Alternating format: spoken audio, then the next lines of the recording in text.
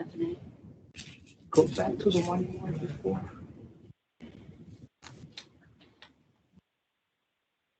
Click on the meeting. Yeah, click on the meeting. So we want to click on this box at the top. So we don't have to do it all. Click on it.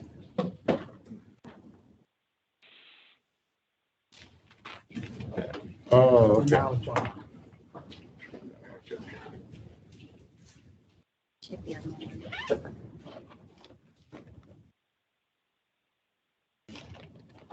Okay, now I'm in the correct meeting. That's Good encouraging. morning, everyone. It's great to have great technical support. Absolutely. Thank you, Eric. Yeah, of course. Well, Okay, so I think we're ready. Are we ready? I know we have the quorum here, so if everybody's ready, I'm gonna get ready. Okay, I think we are ready. Okay, cool. All right, good morning, everybody. I'm gonna call this meeting to order, and we'll determine if we have a quorum, if our general manager will do a roll call real quick. Absolutely, Chair Houston, starting with yourself, Scott Houston. Here. Committee member, Director Williams. Here. Committee alternate, Director Gray. Here. And Board President Deere. Here, thank you. And Director Alvarez, I believe, is absent. And we do have a quorum for the committee. Excellent. Okay, so next item is public comment. Do we have any members of the public who wish to speak? Julie, do we have any? We do not. We do not have any members interested in speaking at today. Very good. We won't hold that against them, but anyway. All right, so with that, we will move forward. Presentations. I don't see any presentations on the agenda today. Okay, so with the no presentations, that takes us to our action calendar, starting with the approval of our minutes. And so I believe our board secretary may have a few remarks to share as it relates to our minutes. Okay, go ahead. Thank you. Good morning, Chairman Houston, members of the committee and board. If you turn to page 4 of your agenda packets, we have the item for the minutes that is before you. These are minutes that were conducted for the month of March. You'll see we have March 9th, a special board meeting, March 10th, a special board meeting, March 16th, special board meeting, March 24th, special board meeting, and March 29th for a regular board meeting. Also, if you would look in your packet, we did have a Spanish speaker that attended our board meeting, and we did have the translation transcribed for the minutes on page 15. So with that, we would ask the board or the committee to review and let us know if there are any edits or if you have any comments, and if we can forward this to the full board. Okay, very good. Any questions or comments from member Williams? I have none. Okay. Thank you. Anybody else? I don't think so. So I think we'll move this forward with a recommendation of approval to the board. Director Williams, you concur? I concur. Excellent. Okay. All right, so that's that. We can move on to 5, letter B, as in boy. Okay, and that is consideration of new membership. And so on this item, I will ask our board secretary to share a few remarks to summarize that recommendation. Thank you, General Manager. This next item is to have a consideration for a new membership. West Basin maintains memberships and participates in sponsored events with various organizations to promote education and advocate on behalf of our members. Staff has received a request from Director Houston to become a member of Contract Cities Association at the cost of $2,000 per year.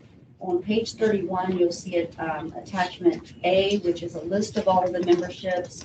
It's not included there, but we are asking for your consideration today. Staff was also asked to look into the makeup of the contract cities, and I'm happy to report that we have done so. Contract Cities has 75 cities that is a member or that are members of the group, and they also have 40 corporations. In the 75 cities, there are 10 cities that are located in our service area. Those cities are Carson, El Segundo, Hermosa Beach, Lawndale, Lomita, Manhattan Beach, Rancho Palos Verdes, Rolling Hills Estates, and West Hollywood. And of the 40 organizations that are members of CCCA, there are 3 that are within our service area. We have Amazon Studios, which is located in Culver City. We have Athens Service, which has an office in Torrance, and then Cosmont Companies. So with that, we are asking the committee to consider adding the California Contract Cities Association to the annual district membership at a cost of $2,000 per year. Okay, very good. Thank you for putting this item on here. Are there any questions? I have no questions, but I have a comment. Sure. Go ahead, Director Williams. I think that is a good move, that we definitely should be a member of this organization. Great, thank you. And Director Deere, any questions, comments? No, and I agree with Director Williams. Okay, great. And I see this is obviously for just this fiscal year to have authorized this. It's kind of an adjustment because we didn't realize we're not an associate member at this time. Apparently Contract Cities changed their own organization bylaws or something a couple of years ago, and thus far really have not enforced it, and they now are. And it's a really small amount to be an associate member. So I think, unfortunately, in order to participate, even to attend their conferences, this is how it now works. They have a conference coming up, I think next month, right, Julie, in May. They do. And so, of course, if any of the directors or staff or whomever might want to go to that, then we need to adjust this. And then lastly, I hope that we also will put this on the roster of memberships built into the next budget for next year. So we need to make sure that's already included going forward. Okay. So if you guys just make sure to put that in, and then the board can continue talking about that as one of the ones we just have to approve as the whole package. Noted. And Margaret's also in the meeting, and Oh, wonderful. she nodded as well. Okay, very good. Sorry, and I can't see every head. There you are. Okay. So all that being said, I think we should just move this forward to the board and with the recommendation of yes. And I think Director Williams already has opined. Yes. Excellent. Okay, very good. And thank you, staff, for looking into that and getting this adjusted for us. So our next item is 5C. Right. Okay, yes, and so this is our fiscal year 21-22 community outreach event. And I will again ask our board secretary to provide some remarks as it relates to this recommendation. Thank you, Greg. So the next item before you is a community outreach event. This event has been requested by Director Houston to consider West Basin to support the Topanga Community Center's 47th Annual Topanga Days event to be held on Sunday, the 29th. Director Houston would like the board to consider a sponsorship of $500, and that would give that would grant West Basin with the opportunity to have a booth or a table to distribute material regarding West Basin. West Basin has sponsored this event in previous years, obviously not last year, the year before due to COVID, but back in 2018 and 19, the district did sponsor this in the amount of $600.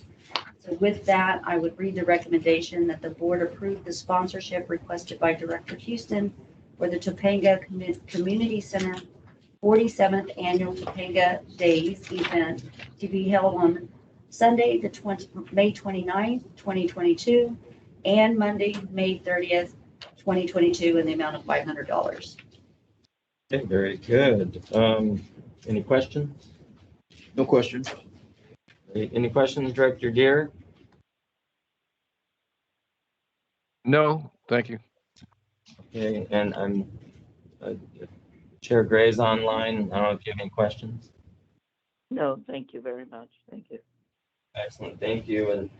And I see that on this, it looks like we're trying to get a booth there, of course, and then also we can certainly have a banner displayed on the site. So again, we have not done this event in 2 years. It's really good for us to have some visibility up in Topanga Canyon, and they're excited that we're engaged in potentially doing this. So I want to thank my colleagues if they support that. But with that being said, we'll move it forward to the board for approval. Director Williams, I say yes. And I concur. Okay. All right, so moving right along, we got 5D as in dog. Yes, and this is in regards to the award for our janitorial services for our facilities. And we have our manager of administration, Julie Frazier Matthews, who is bringing this recommendation forward for the committee of consideration. So I'll hand it to Julie to provide her remarks and presentation on this. Thank you, Greg. So if you would turn to page 47 in your agenda packet, the item before you today is an agreement award for janitorial services for West Basin facilities. West Basin contracts out for our janitorial service to maintain the cleanliness of the Donald L. Deere building, also our Edward C. Little building, and also the Chevron nitrification treatment plant, our Torrance refinery water recycling plant, as well as the Juanita Millender McDonald Carson regional recycle plant.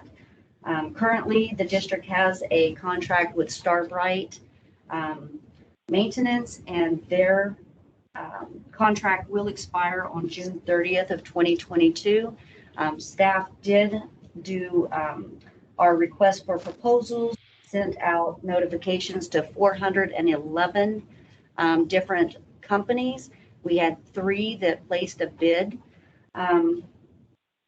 As you'll see in Table A, we had DMS Facility Services, Base Hill, and also Starbright. Staff has a recommendation here, but I did want to answer a few questions that I know that may come up before I proceed. The board may ask, why are we going with, or why are we recommending DMS, which is approximately $8,000 higher than the lowest bid? And DMS did, however, they had an overall score, a higher score with the 3 evaluators that evaluated the different proposals. And also one of the factors was that Base Hill, which was the lowest bidder, they came in and they did state in their proposal that they would exclude emptying any of the recycle bins in workstations or throughout the building. So that wasn't included in their proposal, even though it was included in the scope of work. So it is a requirement that we were asking them to bid on. Also, in determining the $75,000 for the supplies, you'll see that there's an additional cost to the contract, and those costs were estimated by multiplying the cost of the materials by the district from March 21 through 22 over a 3-year period. So it actually comes out to $25,000 per year, because this is a 3-year proposed agreement. Those additional cleaning costs would assist in if there's events happening here at DLD or at ECL. It also includes like window detailing and any extra costs that maybe we would incur, as well as if you'll hear later when we talk about the facilities use agreement, or actually that was at our PI meeting that got pushed to straight to the board. We are looking to have some of those costs if someone does, utilize our facilities. We're asking that some of that cost that they would have a possible cleaning fee if they leave, excess food and things. So with that, we also checked the references. And so with that, DMS came back very positive. They currently service Metropolitan Water District. They also service the LA Sanitation District, as well as the city of West Hollywood. And when we contacted them, we asked everyone a series of questions. They all came back very satisfied In fact, one stated that if they did not get awarded their contract for their city, that they were going to quit because they did such a great job. So we were pleased with the references. So with that, I will read the recommendation, and that is that the board authorize the general manager to enter into an agreement with DMS Facility Services, Inc.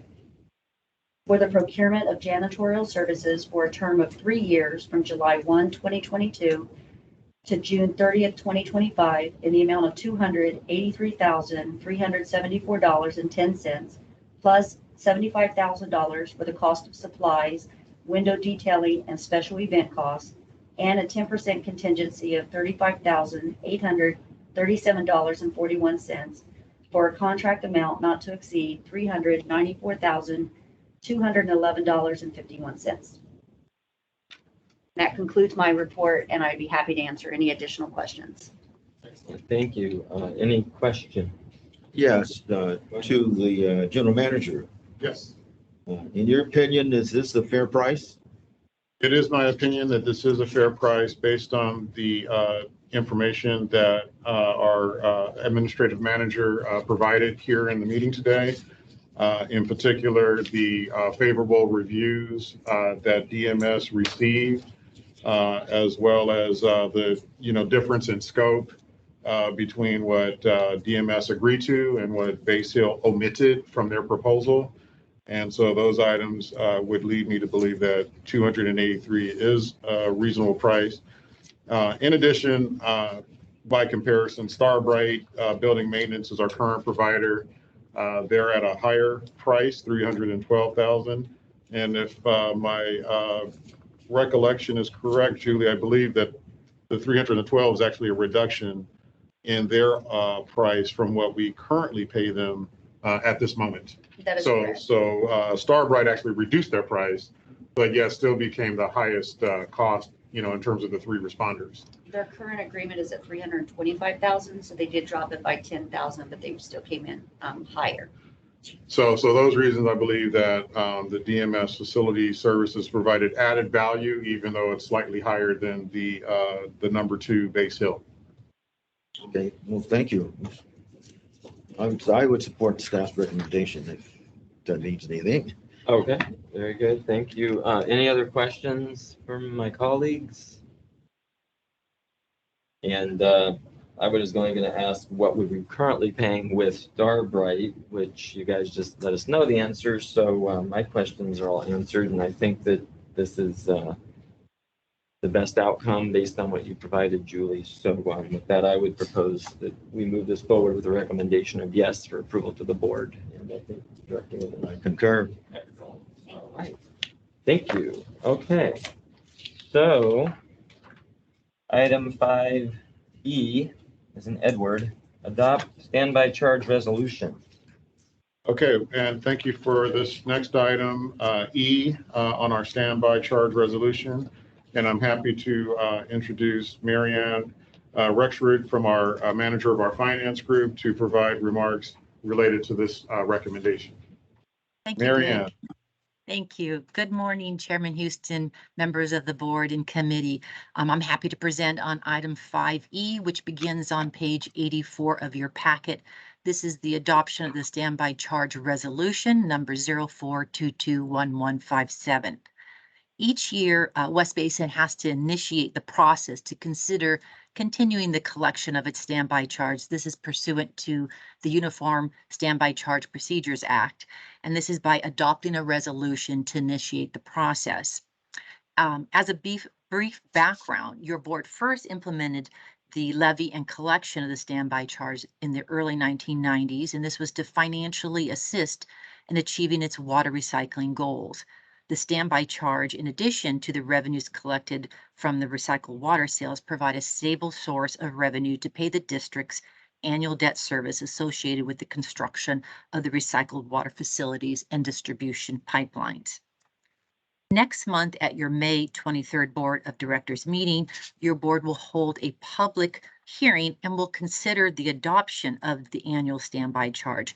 However, this month staff will be requesting approval to initiate the process to establish that charge. In addition to the resolution included in your packet on pages 88 through 90, staff has included the standby charge fiscal year 22-23 engineers report beginning on page 91 through page 114 of the packet. The engineers report describes the methodology and rationale that's followed in determining the degree of the benefit provided from the recycled water system and the benefit to all the property owners within the West Basin service area. And beginning on page 115 is the notice of intent to file a negative declaration, which was published in the local papers for public comment. It's my understanding no comments have been received to date. The notice of intent was also submitted to the LA County Clerk's office. Although your board will not be adopting the proposed standby charge until May, I do want to note that the rates effective for fiscal year 2022-23 will be lower than what was collected in previous years.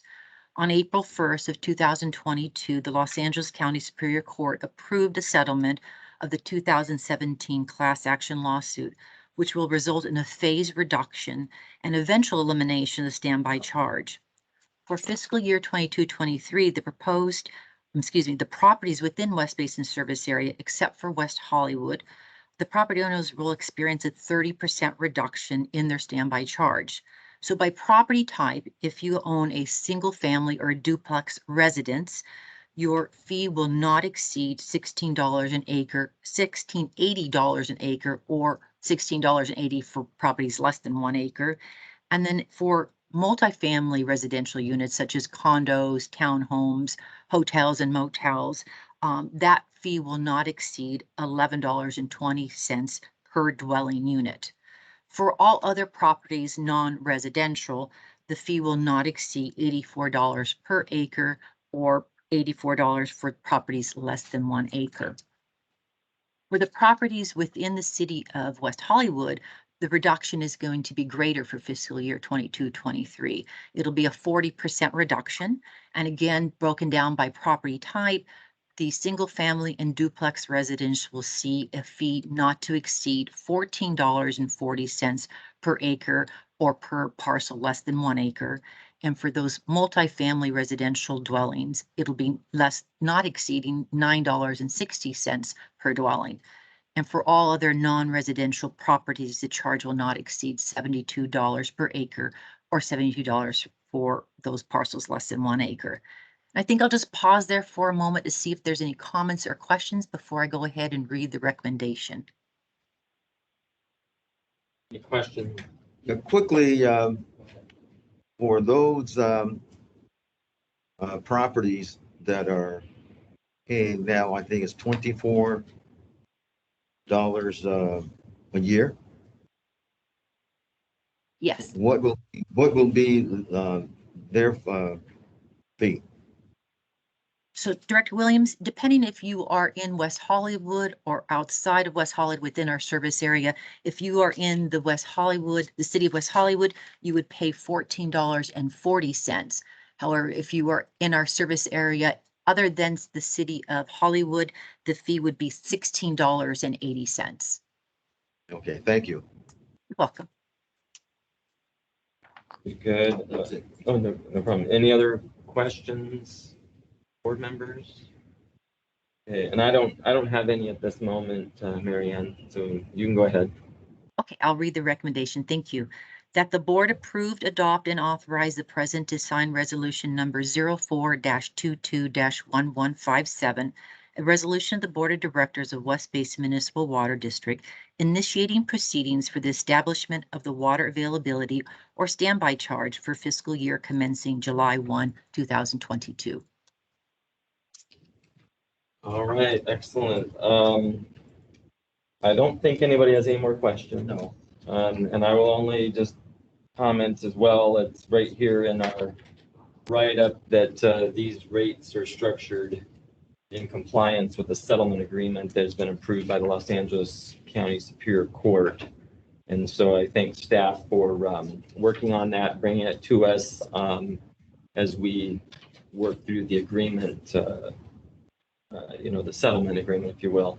And so all that being said, I recommend we move this forward to the board with an aye vote for approval.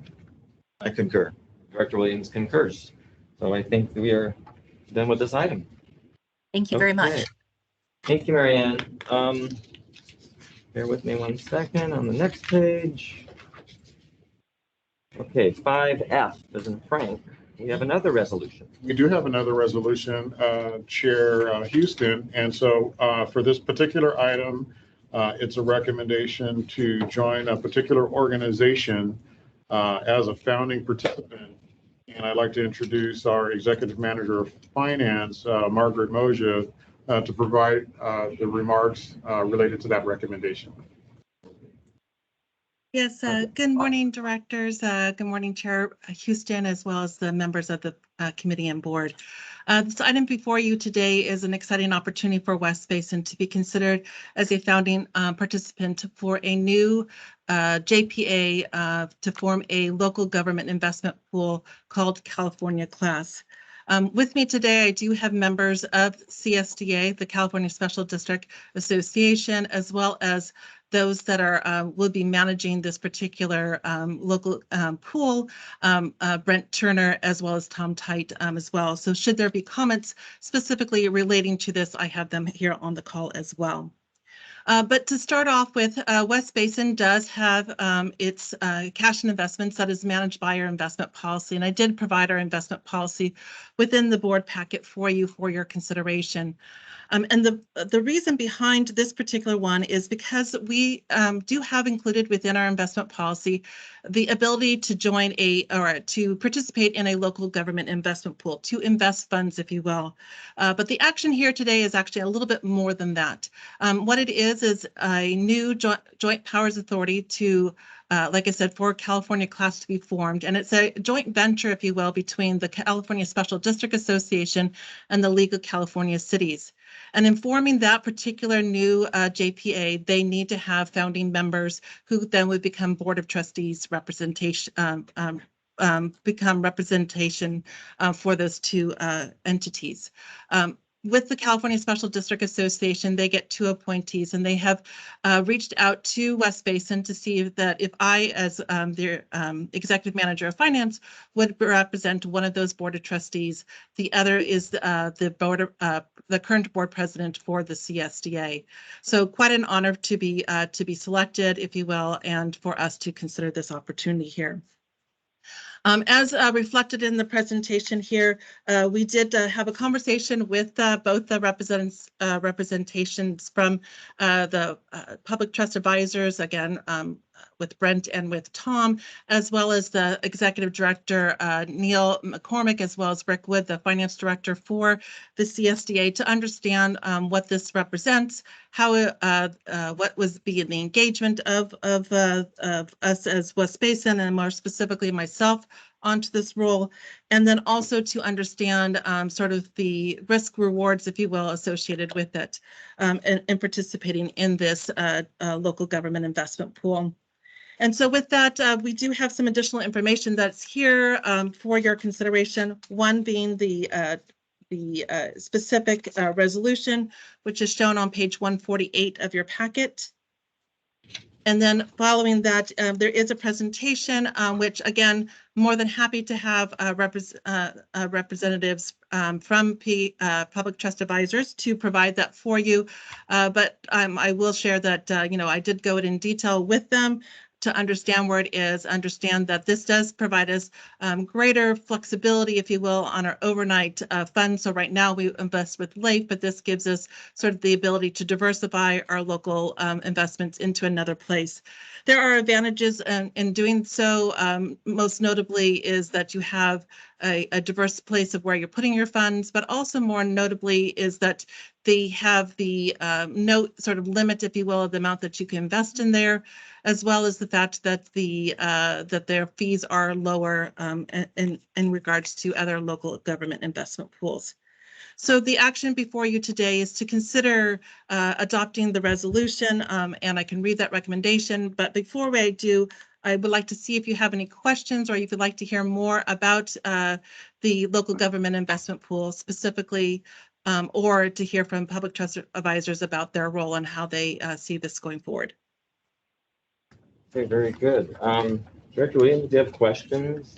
No, I have no questions, but I do want to say that I am strongly in favor of the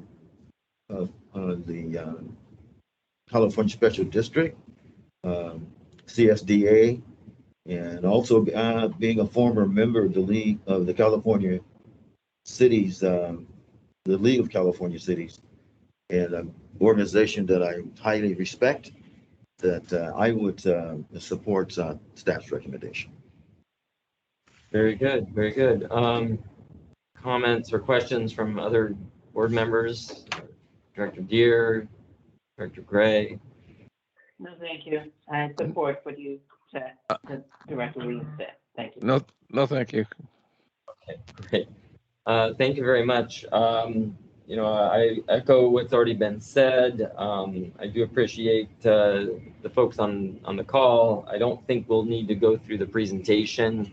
You know, but with that being said, I think my only question might be, and Margaret, it says right now there's no fiscal impact. So once this does come together, and I think that we're honored to, you know, potentially be a founding member or partner, but what kind of fiscal impact might it have on the agency?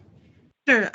Thank you for that question. So as part of the sort of requirement, if you will, becoming that founding participant, they would ask that we would then actually invest within this new local government investment pool. So what we would do is simply be moving monies from LAIF over into there. There is no necessarily other than a, you know, some minimum requirements, if you will, nothing sub, you know, let me put it another way. There is no sort of like number that they're looking for that we do invest within the local government investment pool. So we would just be transferring funds from our current LAIF account over into this local government investment pool. So from that perspective, it's just that, you know, we're earning dollars in a different place. Okay, very good. And let me ask one other question is, what other organizations might also be signing on as founding members like us? If I could have Brent speak to that. I know that there was recent action taken by the or Tom. I see Tom just came on the screen. If either one can explain who the other representatives are and then their approach going forward from that. Brent, you go ahead. Sure. So thank you much for being here, and Margaret, I thought you did a great job of laying that out. So CSDA itself will be a founding participant. At their board meeting 2 Fridays ago, the full board authorized CSDA to become a founding participant and to invest in the pool. And also the president of the CSDA is the finance director at the Alameda County Mosquito Abatement Control District.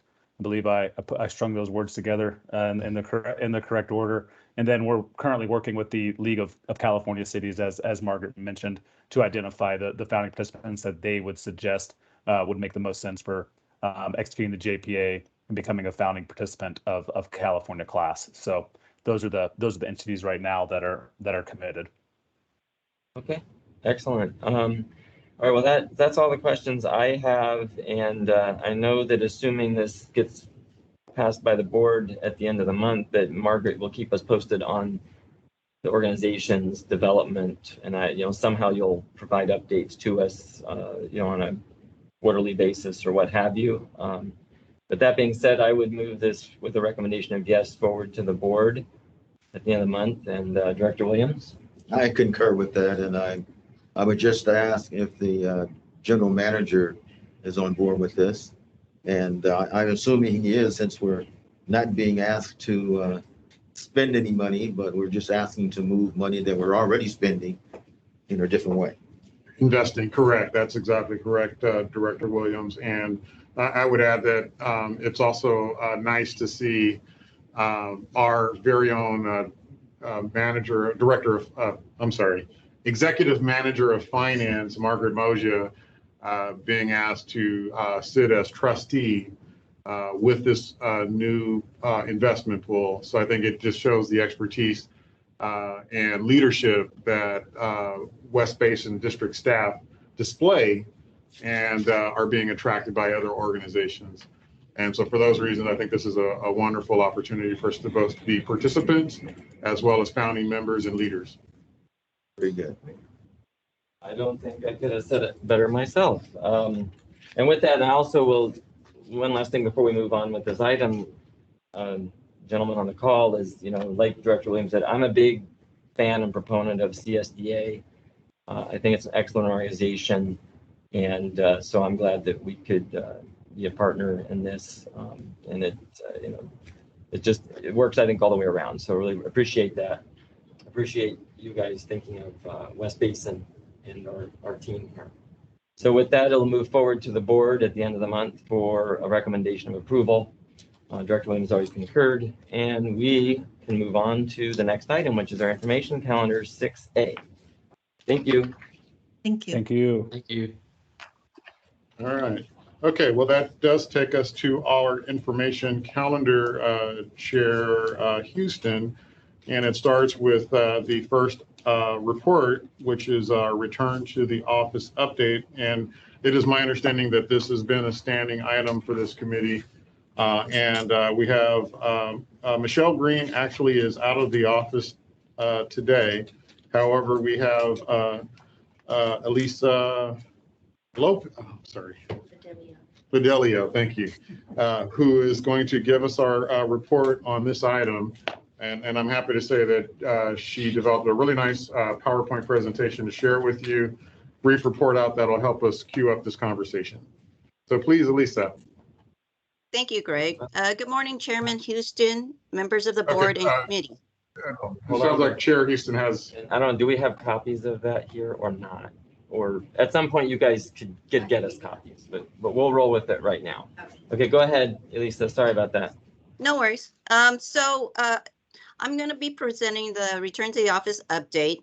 We're going to do it in 3 sections. So if you could move to the next slide, please.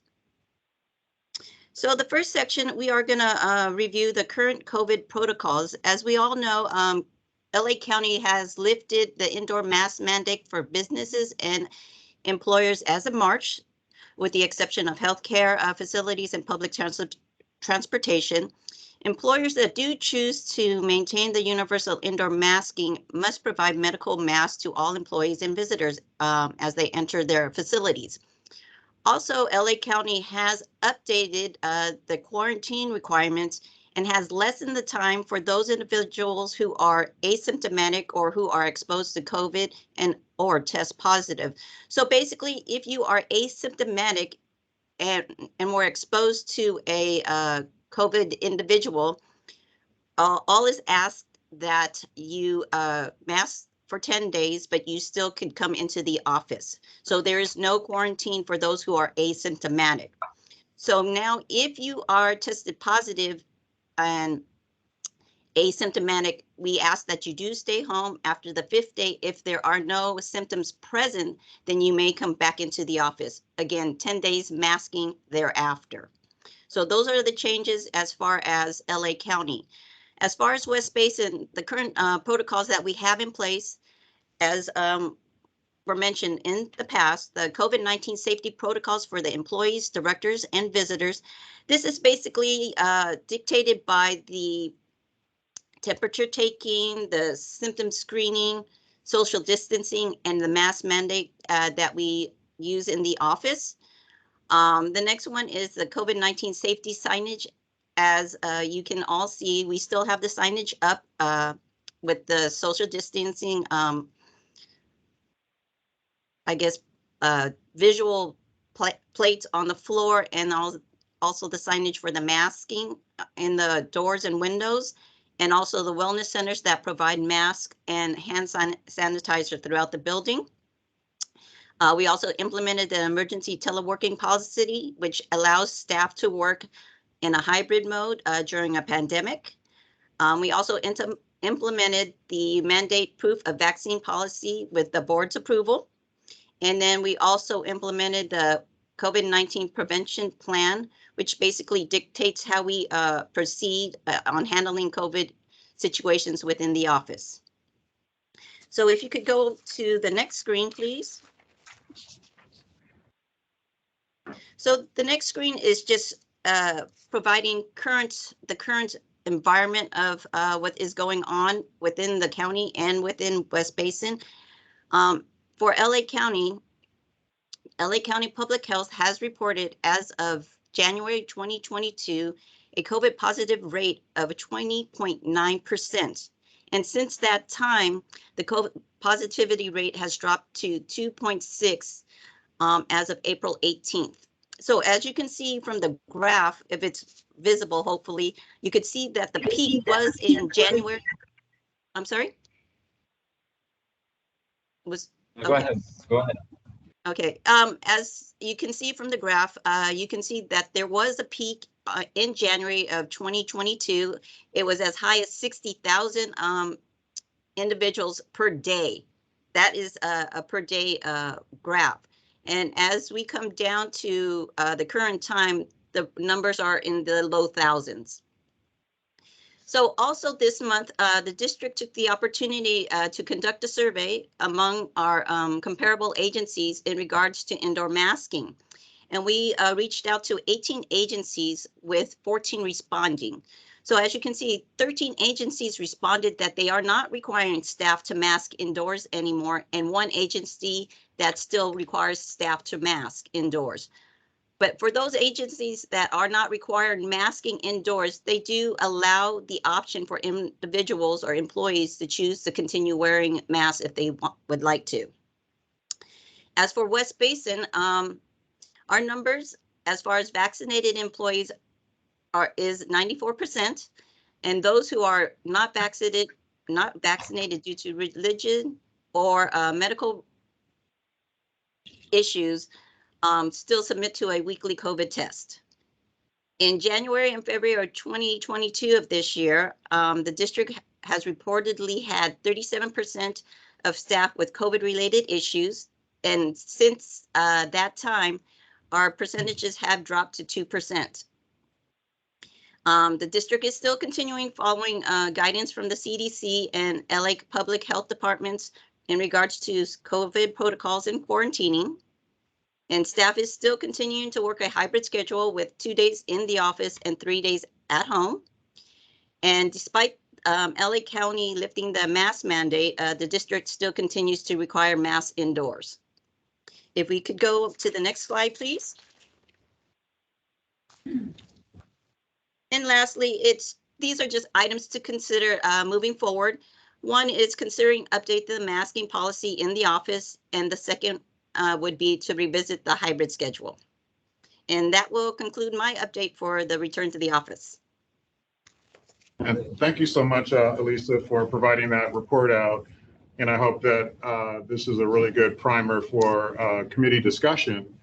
And so coming, on board as general manager, and as we look at, perhaps questions about, what our path forward with our COVID control policy protocols, how do we continue to, handle perhaps, telecommute policy as it relates to the changing environment that Elisa presented today, are really thoughts that I'm taking into consideration as I may recommend some changes to our policy going forward.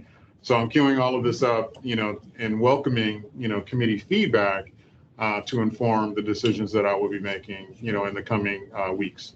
Okay, very good. Thank you, Greg. I'm going to open up in 1 second, but can staff go back to the second slide where you had the data? And there you go. And there we go. Real quick, you note in this that, well, here it says, Wes, the second bullet point, we know we had, quite a few folks that were affected in January, February, but now we have, it says less than 2% reported as of March. Correct. Can you enlighten us a little on that? So in January and February, where, as you can see also in LA County, that was the peak of COVID with the Omicron variant going on. So there were a lot of staff that had COVID exposure, either COVID exposure, positivity tests, or even their childcare issues because there was COVID exposure at schools. So that was the reason for the high number in January and February. And as after that point, we haven't really had any reports of any COVID exposures or positive tests within the last, I would say, 2 months. So the numbers are dropping. Okay, very good. Thank you. And then one other question I have was you did a survey, you say out of 18 agencies surveyed. Now, where are these agencies? They're probably, are they all in Los Angeles County or are they in multiple counties? It is multiple. We did get a handful in LA County, a handful in Orange, and then a handful, maybe 2 or 3 in Riverside County. Okay. But in those, just for your own knowledge, those in LA County, we did reach out to Met, we did reach out to WRD, we did reach out to Las Virgenes and I believe 3 Valleys. So, and all of those were no masking. Okay, no masking indoors in the office, unless, Correct. of course, if the employee wants to, they can, of course, do that, but. Okay. Correct. Got it. Okay. Good to know. So with that, I'll open it up to questions. I'll start with Director Williams, the member of the committee. If you have questions or comments, Director Williams? No, I don't. Thank you. Other board members on the call, Director Deere, Director Gray? No, thank you. Okay. I'll go ahead and just, if you can go back to the slide again, I'm sorry, but I don't have one in front of me, but I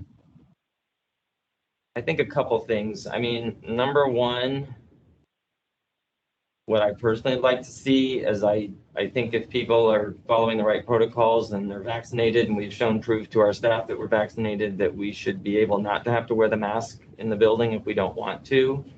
So that would be my preference.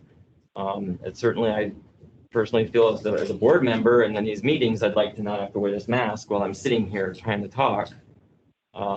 So that would be where I'd want to go. And I see with hearing what other agencies doing, it seems like we'd all be in about the same camp and not require our vaccinated staff and visitors to wear these masks anymore. So that's my preference. Now, the other thing is the hybrid schedule. I definitely defer to the general manager to look at that and decide how he may want to adjust things going forward. I've expressed to him and probably some others that, you know, I'm very open-minded about the hybrid schedule. I think that this is the new workforce, you know, the new normal, if you will, of the way we work. And I'd like to give our staff the flexibility, still doing the work they need to accomplish, but also knowing that at least certain days of the week, we pretty much need most everybody in here at some point. I like what I'm hearing about up in Silicon Valley, which is, you know, they're really going toward this 3-day work week, if you will, meaning Tuesday, Wednesday, Thursday, a lot of the times folks are trying to come in. So maybe the Mondays and Fridays, they can work from home. I'm not saying that's the right answer for us, but I think 3 days in the office or some overlap would be good. But then also having staff who can get things accomplished from home, I'm okay with that. But again, in my opinion, I defer to the general manager to really look at what needs to be done here and in our offsite locations and can make that proposal to the board. So otherwise, I don't really think there's much more here, Director Williams. No, I don't. Director, Chair. Yes. You should make a comment. Right, thank you. Of course. Yeah, I agree with what you said. I just want to add this to it. I think folks should always have staff, and certainly the board has the option of wearing masks. Things are much better, but I think that should always be an option. I don't think obviously it's not a requirement anymore, but I think that option should always be available to employees. So I want to give that statement or that recommendation to the general manager, and in terms of when he determines what his policy is. And I do agree that hybrid meetings are becoming a normal way of doing business, and certainly telecommuting, working at home, and he certainly can determine what days are more productive or needed for the organization. So I just wanted to add those comments to what has been said about the subject. Thank you. Okay, very good. So I think that gives you some direction, Mr. General Manager. And I'm not sure how quick you're going to come back with some even adjustments, although I would love to see something, especially the masking. I'd like to have that by the end of this month. I'd like to have that adjusted. But I think you hear from the three of us already that you didn't object. So I think at least three of us feel that we would be in compliance with what the county's asking if we don't have to wear it in the building anymore if we do not want to. Absolutely. And this is the kind of feedback I was looking for, and I appreciate again Elisa providing the prompt for us to have a really good conversation around this topic. And so you're certainly informing my decision, and I appreciate that. So I will be looking closely at that, bringing recommendations to the board and considering a more expeditious change to policy as it relates to masking. That would be great. And remember too, obviously that applies to all of our properties. So same at the plant. Correct. So once it's instituted here, it would apply there to, employees and board contractors. members, contractors, vendors, and then I don't know how you do your visitors separate or not, but that's, you guys will look at that. So good. All right. I'm glad to see we're moving forward with that, and forward to hearing what you guys might be able to tell us by the end of this month. Thank you. Okay, so we'll move on now to 6B, as in boy, the Donald L. Deere building relocation update. And thank you for this item as well. I understand this is a standing item for this committee. And we have our Executive Manager of Finance, Margaret Moja, who's prepared to give an oral update. Margaret. Yes, thank you. So I do have an update here, and I did ask that Joel Blair, our engineering supervisor, to also provide an update specifically as it relates to the RFP that his department is working on. But first, yes, this is a new standing item. Our first time was to be last month, and due to lack of quorum, that update was not provided, but thankfully EJ was able to give a brief update for you at the board meeting in March. But as mentioned, back in January, the board made the decision to move forward with looking at alternative locations for its headquarter buildings. And a result of that, a internal working group has been put together to start to look at the different facets of moving forward with that recommendation. Most notably, the two actions that are sort of underway currently, and the update that you'll hear today is about the two RFPs that we sent out. That information was shared at the March board committee and board meetings, those scopes of work.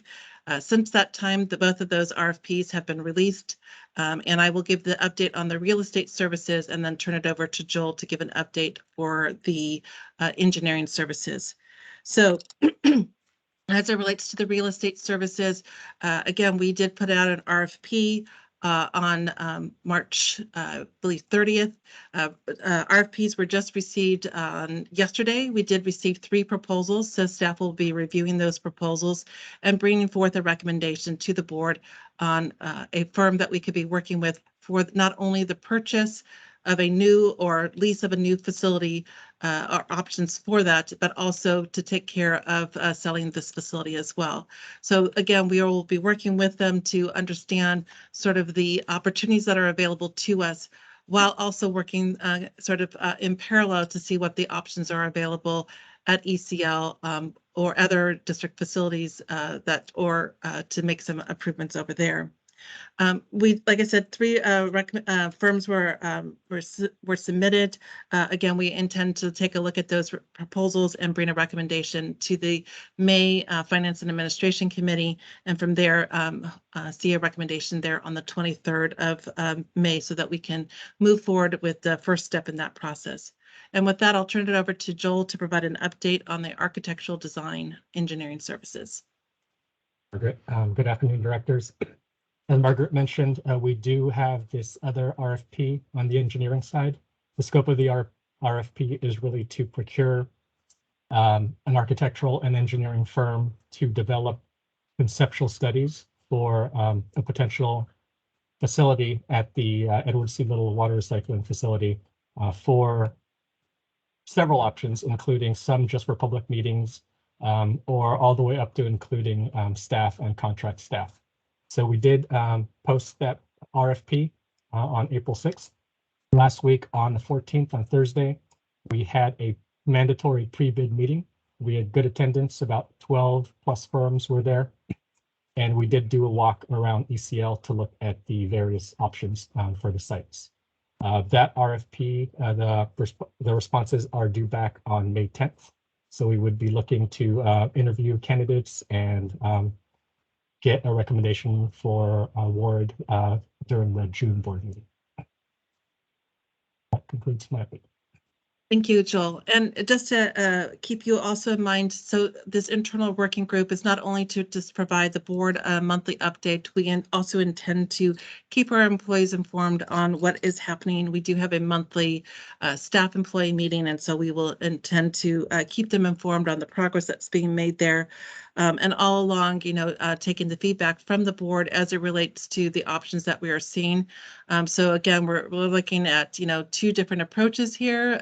Do we find a new building? Do we relocate to ECL? Is it a hybrid between the two?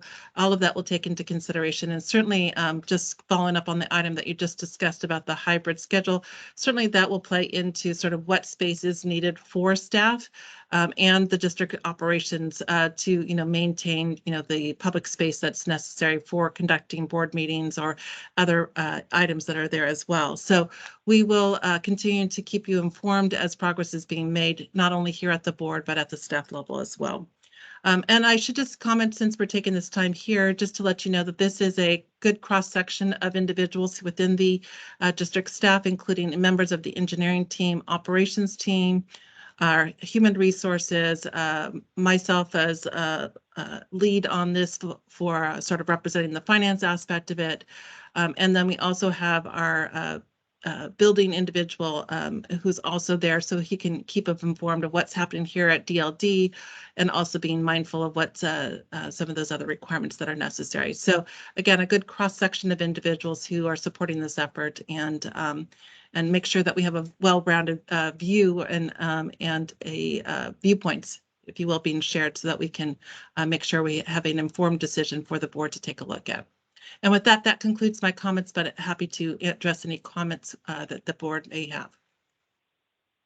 Very good. Thank you both.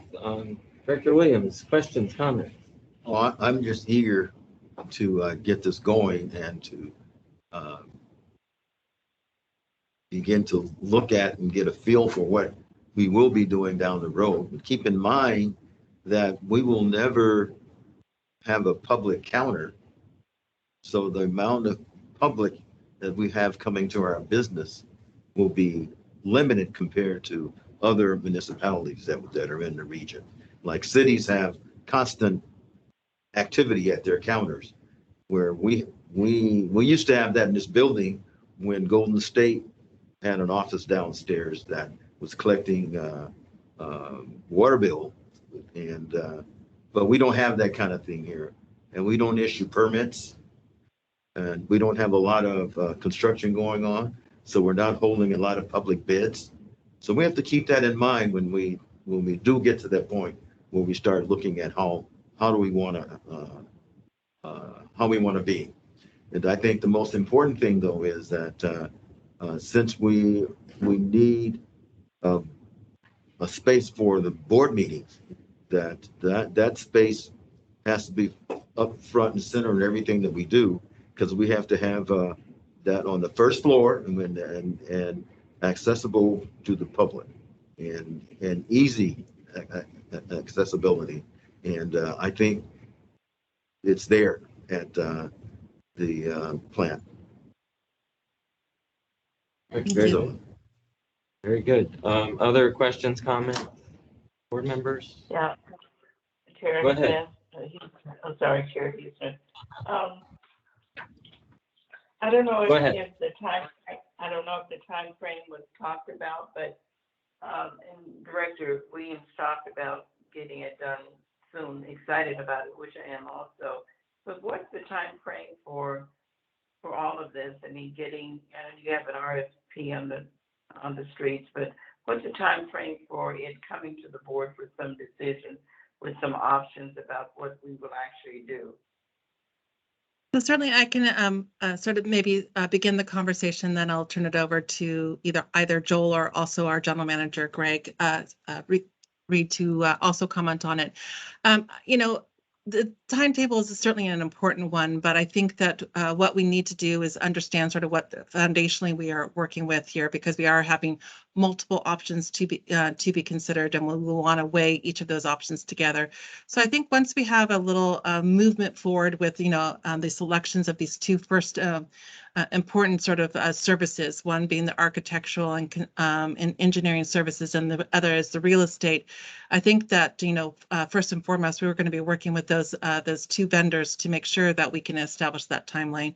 So at this time, we don't really anticipate have a sort of an identified timeline, other than to say that we do understand the importance of this to the board of directors to be able to move forward on this, and that is why this is a standing item with the committee here, as well as making sure that we are moving forward on these decisions on a fairly quick basis, so that we can get to a decision point, so we understand sort of what that means.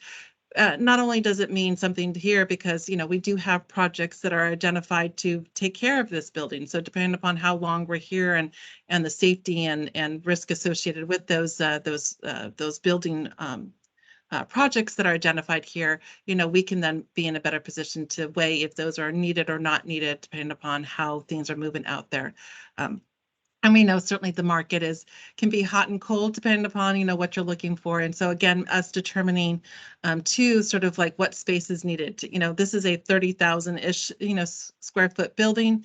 Is that the amount of space that we needed on a go forward basis? Maybe not. And so what is the right number? And certainly that will come into part of the conversation. So again, I think that while we may not have an established timeline, we're going to be making some important decisions along the line that I think will then help us to give us a better idea about what that timeline could be. And with that, I don't know if Joel has anything. I'm sorry, go ahead, Director Gray. Margaret, before he speaks, Chair Houston, I think it would be helpful to the board, for all of us, to kind of put down the steps by which we're trying to achieve moving, or whatever the options are. And kind of, and I know and I know someone else is going to speak, but I think it would be helpful to put it down on paper, unless you've already done that, in terms of steps that need to lead up to the board making a final decision. And if it's just an estimated time frame, I think that would be helpful to the board. Certainly. Thank you.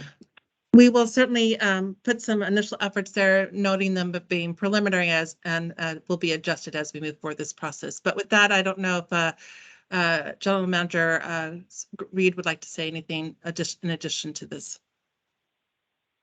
I don't have any remarks to add to this. I mean, I am very interested in us defining the process by which we can arrive at a decision, because of course we all know that the scope or the number of steps involved will drive the time required. And I sense the kind of the anticipation, among the comments that are being made to move forward, rapidly. And so once we have the team on board, we can kind of lay that out, and then internally decide, how much of a buffet do we want to enjoy, and hone that in, and then we can bring that forward to this committee to get a concurrence with the scope. I would like to say, well, let's see, we'll have the real estate services firm on board potentially after the May board meeting. The engineering services, architectural, potentially, I think if I heard Joel correctly, by the June board meeting. And so it seems that we would have a full team in place by July. And so at that time, the first order of business should be to lay out the framework for getting to a decision. And then by the July committee meeting, which would be the second half of July, we should be able to present something that we can all agree on and say, yeah, that looks like a good scope. Let's execute. Okay.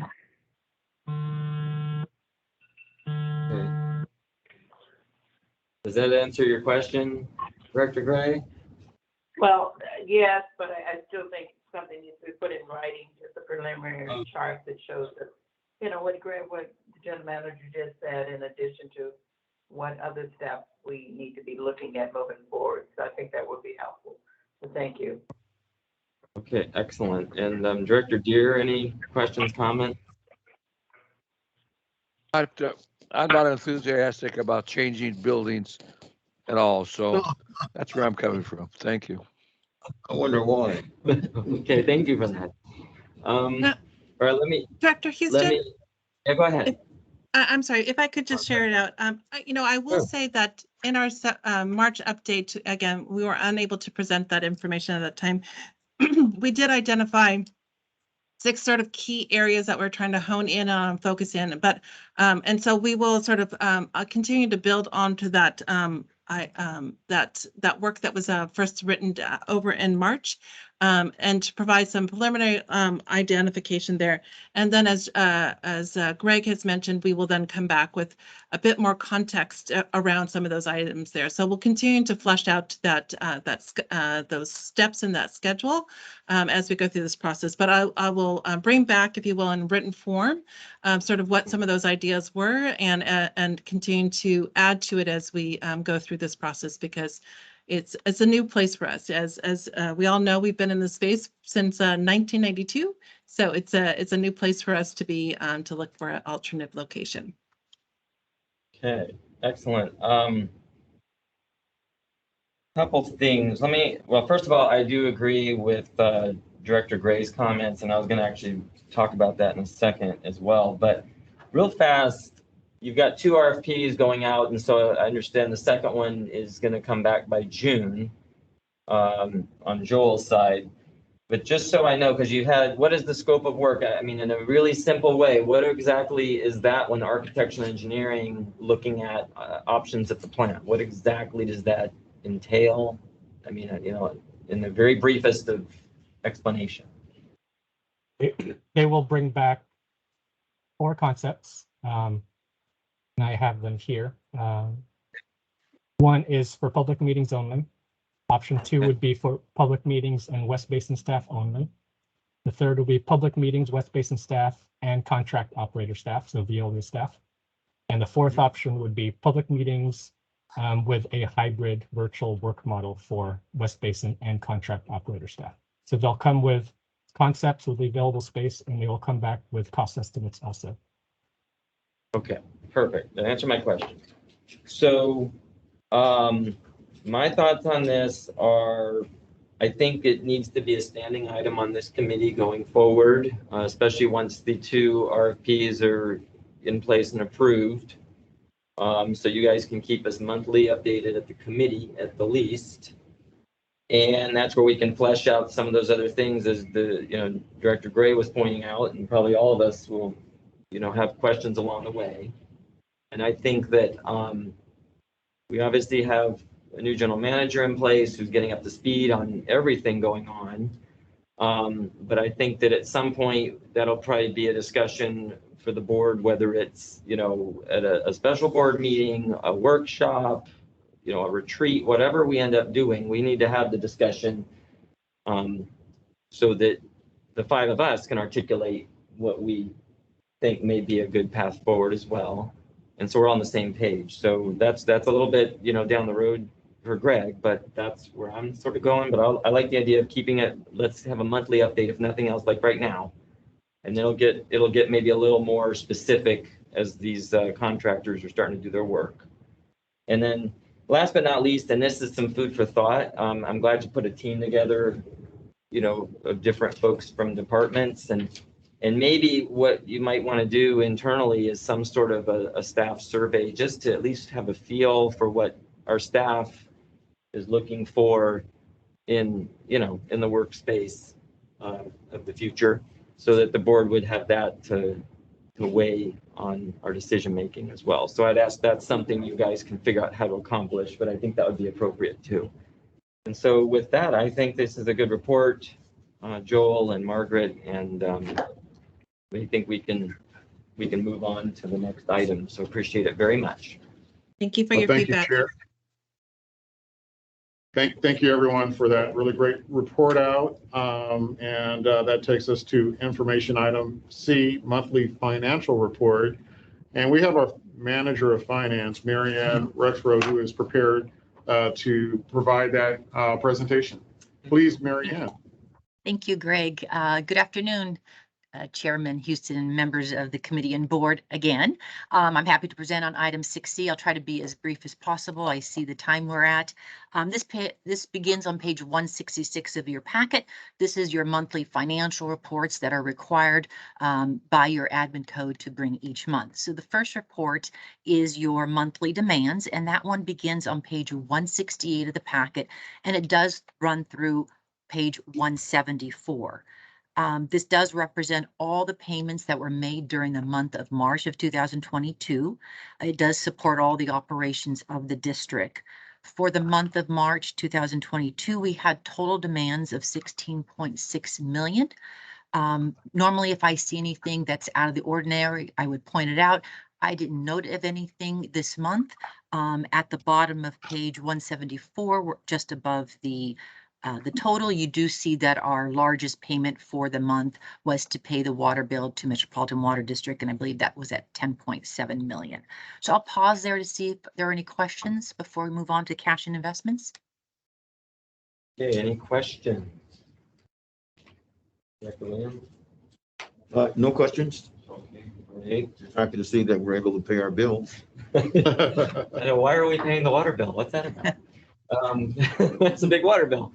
Very large. No, yeah, thank you. I didn't see anything out of the ordinary, so thank you for that. And you can move on to the next section, Marian. Okay, very good. So your cash and investment report begins on page 175. This is the report as of March 31st, 2022. Your total market value for your investment portfolio was about 93 million. I'm also proud and pleased to present this is a new and improved report. If you may recall, it looked a little different in prior months.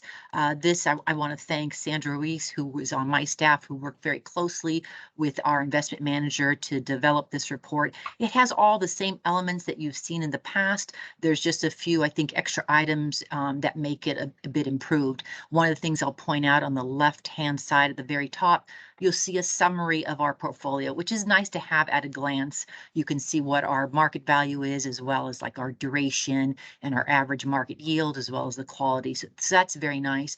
In addition, I think it's much easier to read. The font, as I get older, I'm finding that it's harder to read small font. So this font is, I feel it's a little bit just easier overall to read. And then moving to the next page, you'll see this is a very similar graph that we've presented in the past. What we did to improve it, if you will, is we created a comparison to the prior months. So this shows your credit quality of your portfolio. You can see we're very high rated in the AA and AAA area, but you can see where the shifts from month to month are. And then on the following page, again, a report that or graph that we've had previously. Again, this is a little bit bigger. I think it's nicer to read.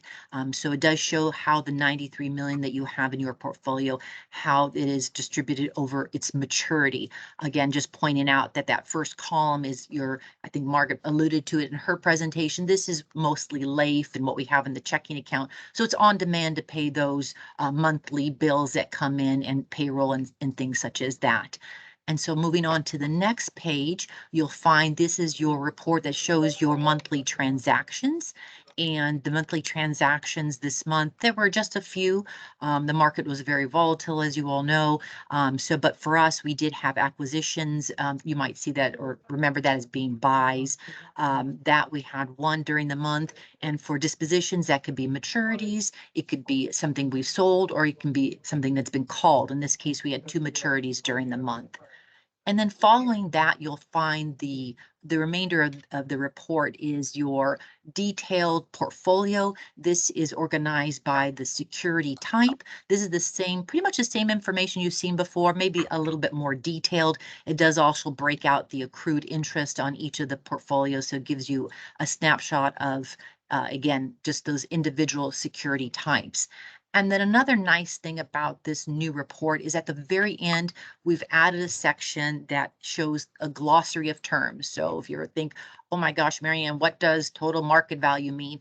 At the end of this report, you can find those terms, and hopefully, that'll answer your questions as far as the typical terms you would see in this report or any cash and investment report. And so I'll pause there to see if there's any questions before we move on to your water sales. And I'd like to just highlight for the committee chair that Director Gray's audio dropped out. So hopefully we'll be able to get her back online, but know that her call dropped. Okay, very good. And also Director Alvarez has now joined us in this meeting as well. Welcome. Any questions real quick on this one? I'm good, thank you. I don't have any questions, Marianne. I think this is a lot easier to read and interpret, so I really do appreciate it. One question I do have, because I inherit these charts, but obviously we have some of the banks, the local banks, remember, right, we invest with, et cetera. So some of those will be down the road coming due to make a presentation, or there's going to be some that may have to, time for renewal. So can you give us a minor highlight of that for the upcoming rest of the calendar year? Yes, so thank you, Director Houston. Yes, we do have a couple of banks that are coming up for, if you will, their maturity and then your consideration for renewal. You recall we did adopt a new policy, so that changed the number of banks that we do bring in front of the board. They do have to have an investment of, I believe it was greater than $1 million before we do have them make a report. In front of the board, a presentation. They do continue to make a report in writing. I believe we asked them for certain characteristics that we wanted to know about the investment, and they continue to do that. So that'll happen this summertime. Okay, great. Excellent. Okay, so I don't think we have any other questions on this. You can go ahead and move forward. And I'd like to highlight maybe, and Margaret, correct me if I'm wrong, but I understand that this newly formatted report also comes at a cost savings? That is correct. So we had previously, were working with a service to help us provide this report. It had previously been done internally, manually, taken a lot of staff time, time that we now can use for more beneficial use, if you will. And so working with our new investment manager, they offered up this service here. It does not cost us any additional amount. And what's nice about it is that it's working directly with the people that are working on investing it here.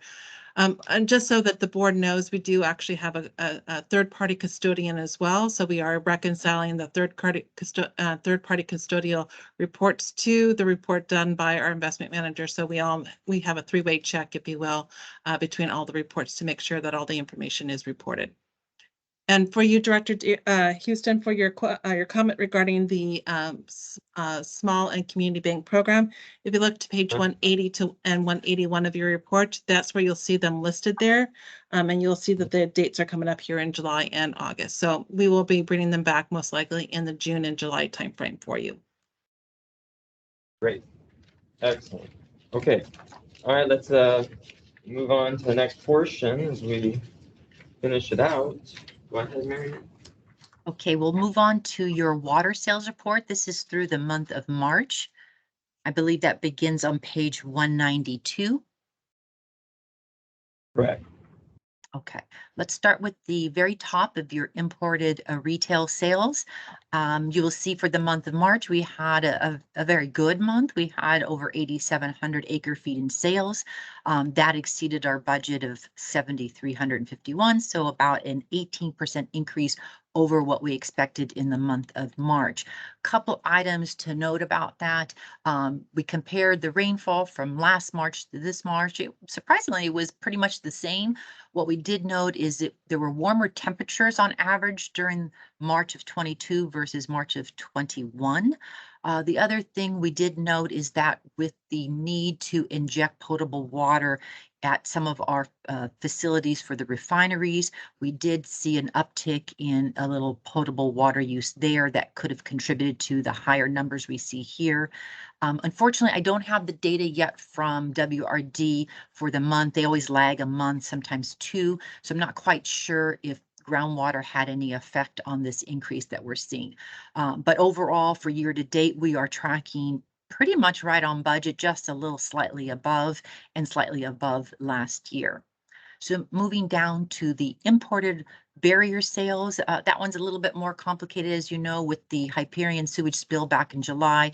We're still feeling the effects at the barrier, the West Coast barrier. We've been unable to ramp up our injection of recycled water, so therefore the injection of potable water continues, and you'll see that in that 957 acre feet shown in the month of March. And of course, year to date, we're at over 10,000. That does include both barriers, so the Dominguez Gap and the West Coast barrier. The Dominguez Gap is actually tracking less than budget at this point. So really the large portion of those sales has to do with the West Coast barrier. So moving on to the next page, page 193 is where you'll see your recycled water sales for the month. Again, you see the effects of the Hyperion spill in that 1844, which was the acre feet for the month of March. That was about a 35% drop from last year. As I mentioned earlier, the barrier had reduced sales. We are injecting, but for the month, it was just at 260 acre feet. And so that is continuing on until some of the issues that are cleared up at the treatment facility, mainly with the solids and having the membranes replaced. We're going to continue to see a ramp up, but until those issues are fixed or corrected, I should say, we'll probably still continue to see lower than budgeted injection into the barrier. And as far as the disinfected tertiary sales, I'm happy to show that we did better than budget for the month and for the fiscal year as well. We're tracking. Last note on the refineries, we did have lower sales for the month for the Marathon RO, the low pressure boiler feed, and for the Torrance low pressure boiler feed. As I understand it, talking to our engineers in operations, we're still seeing the high TSS levels, I hope I'm saying that right, which cause then some high iron levels. And so therefore we've had to supplement again, as I mentioned earlier, with potable water into the system to be able to provide the quality of water that they need at those facilities. So that concludes my report on water sales, and I'd be happy to answer any questions. Okay, thank you. Any questions? No, thank you. Question? Yeah, I think we're good. You can continue here. So the next report, I believe, is your director's conference and travel expense, followed by the employees. That's page 194 and 195. Yes, 195. And I have no comments on those. Any questions? No, thank you. Okay, I think we got it all, Mary Ann, so I really appreciate that, and Margaret, for those reports. And so I'm going to go ahead and move forward. There is no closed session today on item 7. So director comments and future agenda items. I'll start with member Williams. No, thank you. Director Deere, any questions, comments? No, good meeting. That's all. Thanks. Okay. Is Director Gray still on the phone or not? She couldn't get back on. Okay, and then Director Alvarez, I know you came late, but okay. And I don't have any additional comments. I think it was an excellent meeting. I think we got a lot of good reports and accomplishments, as well as some added items for future to keep track of, as well as feedback from our general manager. So we appreciate that. And with that, we will go ahead and adjourn. Thank you. Thank you. Thank you to staff for all the great work on all the reports and great collaboration with our multifaceted team as well. All right. Thank you, everyone.